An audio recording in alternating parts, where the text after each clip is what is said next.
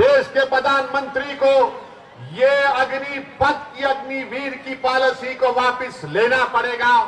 भारत का युवा खामोश नहीं बैठेगा। प्रधानमंत्री याद रख लो, अब आप 4 साल काम करो और 4 साल के काम करने के बाद तुमको हम चौकीदार की नौकरी दे देंगे कि आप इन नौजवानों को जो अपनी जान देने के लिए तैयार रहते हैं, आप उनसे मजाक कर रहे हैं। कि आप लोग इतनी बारिश में भी भीग कर यहाँ पर खड़े हैं, मैं आपकी मोहब्बत को सलाम करता हूँ, आपका शुक्रिया अदा करता हूँ। झारखंड मुक्ति मोर्चा की सरकार और नरेंद्र मोदी की सरकार दोनों ने मिलकर मुदस्सिर और फजिल को कत्ल कर दिया और नुपुर शर्मा को बचाते बचाते मुदस्सिर और साहिल की जान चली गई।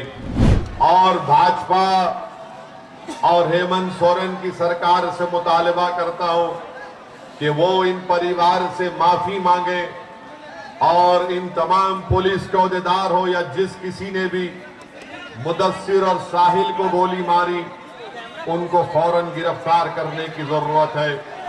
आप हमारे जिस्म पर, हमारे उंगलियों पर, हमारे पैर पर, हमारे सर पर वार करिए, मगर आप हमारे दिल की तरफ आंख उठाकर भी नहीं देख सकते कि नुपुर शर्मा को सिर्फ सस्पेंड करना सजा नहीं है, उसको गिरफ्तार करना और जेल को भी जाना, तभी इंसाफ होगा। कि आप देख रहे हैं कि झारखंड में यहां पर क्या हुआ रांची में, और आप जानते हैं कि मुदस्सिर का और हमारे भाई का, दोनों बेटों का झारखंड मुक्ति मोर्चा की सरकार और नरेंद्र मोदी की सरकार दोनों ने मिलकर मुदस्सिर और फजिल को कत्ल कर दिया। अगर देश के प्रधानमंत्री पहले एक्शन ले लेते तो मुदस्सिर की जान नहीं जाती थी, मगर देश के प्रधानमंत्री को नुपुर शर्मा को बचाना था और नुपुर शर्मा को बचाते बचाते मुदस्सिर और साहिल की जान चली गई। अगर देश के प्रधानमंत्री नुपुर शर्मा को नहीं बचाते और झारखंड मुक्ति मोर्चा के यहाँ के मुख्यमंत्री थोड़ी ईमानदारी से काम करते तो मुदस्सिर और साहिल की मौत नहीं होती है। मैं आज यहाँ पर खड़े होकर मुदस्सिर और साहिल के परिवार से इजहार हमदर्दी भी करता हूँ और भाजपा और हेमंत सोरेन की सरकार से मुतालबा करता हूं कि वो इन परिवार से माफी मांगे और इन तमाम पुलिस के अहदेदार हो या जिस किसी ने भी मुदस्सिर और साहिल को गोली मारी, उनको फौरन गिरफ्तार करने की जरूरत है। और मैं ये भी बताना चाहूंगा कि जिन्होंने इन बच्चों की जान ली, याद रखो, हम वो हैं जिसको शायर ने कहा था कि नजर अल्लाह पर रखता है मुसलमान गयूर। मौत क्या शय है, फख्र आलम माना का सफर, इन शहीदों की दीज अहले कलीसा से ना मांग, कद्र व कीमत में है खून जिसका हरम से बढ़कर। मेरे अजीज दोस्तों और बुजुर्गों, देश के प्रधानमंत्री को समझना चाहिए कि जो नुपुर शर्मा ने अनाप शनाप बकाए, हर किसी का दिल इससे दुख हुआ है, तकलीफ हुई है और हम हर चीज बर्दाश्त कर सकते हैं, मगर रसूल अल्लाह सल्लल्लाहु अलैहि वसल्लम के खिलाफ अनाप शनाप अगर कोई बकेगा तो जाहिर है हम तमाम को तकलीफ होती है। हमारे लिए हमारे रसूल सल्लल्लाहु अलैहि वसल्लम एक इंसान के दिल की तरह है। आप हमारे जिस्म पर, हमारे उंगलियों पर, हमारे पैर पर, हमारे सर पर वार करिए, मगर आप हमारे दिल की तरफ आंख उठाकर भी नहीं देख सकते। ये आपने गलत किया। आप बताइए कि यही सरकार है, अगर आज असदुद्दीन ओवैसी देश के प्रधानमंत्री के खिलाफ अनाप शनाप अगर बोल देंगे तो मुझे रांची एयरपोर्ट से जाने नहीं दिया जाएगा। अगर मैं भाजपा और योगी या फिर आरएसएस के लोगों के खिलाफ कुछ अनाप शनाप कह दूं तो मुझे रोक दिया जाएगा। आखिर क्यों भाजपा नुपुर शर्मा को बचा रही है? आखिर क्या बात है नुपुर शर्मा में जो देश के प्रधानमंत्री उसका तहफ्फुज कर रहे हैं। हम भाजपा से इस बात का मुतालबा करते हैं कि नुपुर शर्मा को सिर्फ सस्पेंड करना सजा नहीं है, उसको गिरफ्तार करना और जेल को भी जाना, तभी इंसाफ होगा। और मेरे अजीज दोस्तों और बुजुर्गों, इस विधानसभा से हमारे भाई दियो कुमार धन का मुकाबला भाजपा से। मैं आज के इस जनसभा से न सिर्फ इस विधानसभा के नौजवानों से, युवाओं से, बल्कि झारखंड के युवाओं से और देश के युवाओं से कहना चाहूंगा कि देश के प्रधानमंत्री ने भारत के युवाओं को बहुत बड़ा धोखा दिया है। उनका मुकद्दर बेरोजगारी बनाकर रख दिया। वो नौजवान जो पिछले 2 साल से फौज में जाने की तैयारी कर रहा था, देश के प्रधानमंत्री ने उन युवाओं की जिंदगी से एक मजाक किया है। और आज आप देखते हैं कि जो पॉलिसी भाजपा ने बनाई है कि फौज में भर्ती के लिए, एयरफोर्स और नेवी में भर्ती के लिए देश के प्रधानमंत्री ने कहा कि 4 साल काम करो और 4 साल के बाद तुमको निकाल दिया जाएगा। देश के प्रधानमंत्री ये युवा जो फौज में जाते हैं वो इसलिए जाते हैं कि देश की सेवा करें। ये फौज में जो जाता है नौजवान, वो अपने लिए एक बाइज़ इज्जत समझता है, अपने लिए एक ऑनरेबल चीज उसको समझता है। वो फौज में जाकर देश की सुरक्षा करना चाहता है। मगर देश के प्रधानमंत्री ने क्या कर दिया? देश के प्रधानमंत्री ने कहा कि ये आपको कॉन्ट्रैक्ट के ऊपर लिया जाएगा, 4 साल काम करो और 4 साल के काम करने के बाद तुमको हम चौकीदार की नौकरी दे देंगे। आप बताइए कि कोई अगर फौज में जाता है, वो एयरफोर्स में जाता है, नेवी में जाता है, तो कभी पाकिस्तान के फौज से आंख में आंख हमारा सिपाही कर लड़ाता है, तो कभी डेप्सांग और हॉट स्प्रिंग पर चीन की फौज से आंख में आंख मिलाता है। और 4 साल वो अपनी जान की कुर्बानी देने के लिए तैयार रहता है। या तो वो चीन और पाकिस्तान की फौजियों को मारता है या खुद मर जाता है। आज उन युवाओं को देश के प्रधानमंत्री भूल चुके हैं। भाजपा वालों, कहां गया तुम्हारी देशभक्ति? तुम्हारी देशभक्ति ये है कि तुम युवाओं को जो अपनी जिंदगी जोखिम में डालते, खतरे में डालते हैं, देश के प्रधानमंत्री, क्या आपकी ये देशभक्ति है कि ये आपकी भारत मां से मोहब्बत है कि आप इन नौजवानों को जो अपनी जान देने के लिए तैयार रहते हैं, आप उनसे एक मजाक कर रहे हैं? देश के प्रधानमंत्री को ये अग्निपथ की, अग्निवीर की पॉलिसी को वापस लेना पड़ेगा। भारत का युवा खामोश नहीं बैठेगा। प्रधानमंत्री, याद रख लो,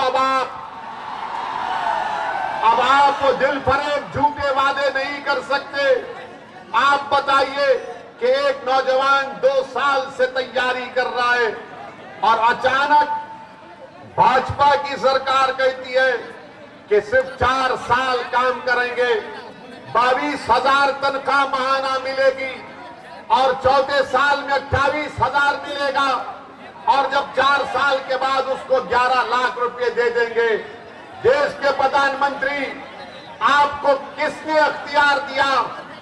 कौन आपने इस तरह का फैसला आपने ले लिया जो देश की सुरक्षा से आप खिलवाड़ कर रहे हैं?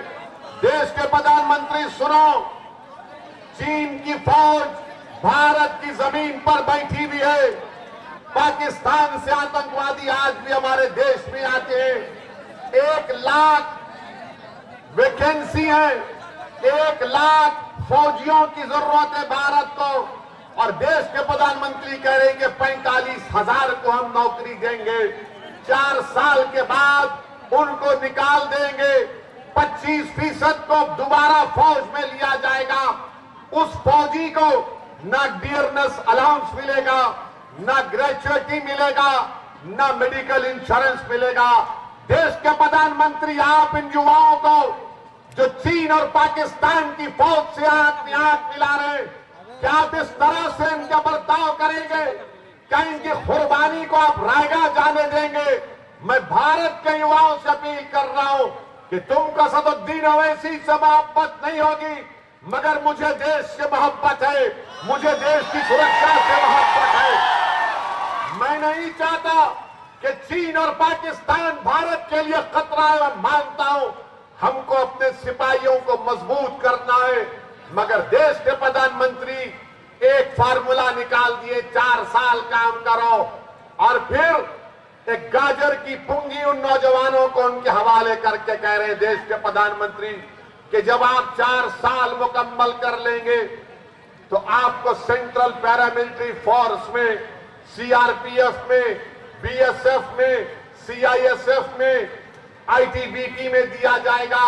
झूठ बोल रहे हैं देश के प्रधानमंत्री, झूठ कह रहे हैं। 2020 में सिर्फ 10,000 सेंट्रल पैरामिलिट्री फोर्स में नौकरियां दी गई।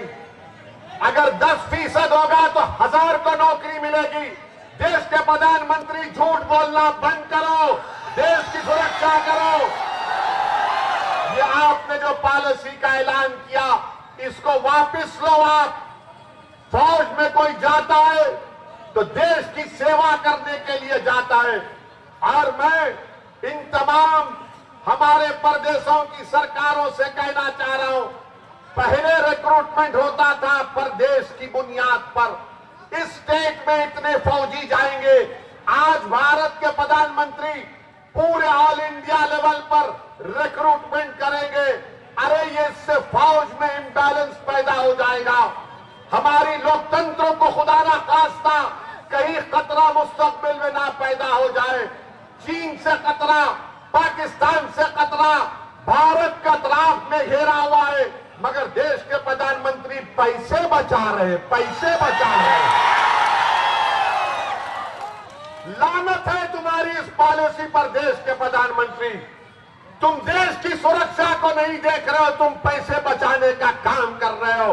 अरे देश की सुरक्षा के लिए अगर पैसे क्या, अगर पैसे नहीं है तो भी देश की सरकार को पैसे निकाल कर देश की सुरक्षा करनी चाहिए। मगर प्रधानमंत्री, क्योंकि उनकी सरकार ने 8 साल में देश की इकोनॉमी को बर्बाद कर दिया, बर्बाद कर दिया। आज बेरोजगारी भारत में सबसे बड़ा मुद्दा है। सरकार कहती है 8% बेरोजगार है, मैं कहता हूं कि 16-17% से ज्यादा भारत में बेरोजगारी है। आपको जानकर गम होगा, अगर 5 पढ़े लिखे ग्रेजुएट हैं तो सिर्फ 1 को नौकरी मिलती है, सिर्फ 1 को नौकरी मिलती है। भारत में 1 करोड़ 20 लाख लोग आज नौकरी तलाश करना छोड़ चुके हैं। क्यों? क्योंकि उनको नौकरी नहीं मिलती। देश के प्रधानमंत्री से जाकर आप पूछेंगे तो बोलेंगे पकौड़ा बेच दो।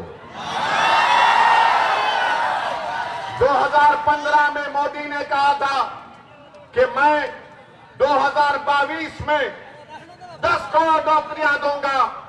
Make in India, startup India, skill India, run India, sit India, क्या क्या कहा था। कितनी नौकरियां दी आपने?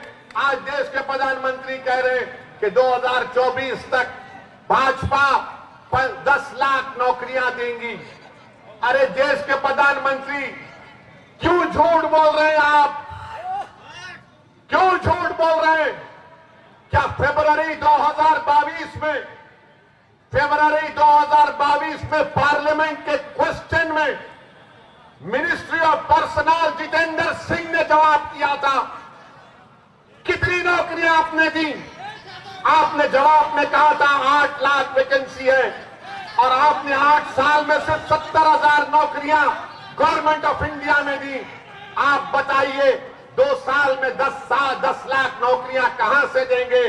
10 लाख नौकरियां नहीं है भारत सरकार के पास। भारत सरकार के पास 55 लाख नौकरियां हैं। देश के प्रधानमंत्री पैसा बचाना चाह रहे हैं। अरे युवा बेरोजगार हो गए, गरीबी उसका मुकद्दर बन चुका है, कीमतें आसमान को छू रही हैं, पेट्रोल डीजल कहां कहां कितना बढ़ता जा रहा है, मगर देश के प्रधानमंत्री को इसकी फिक्र नहीं है।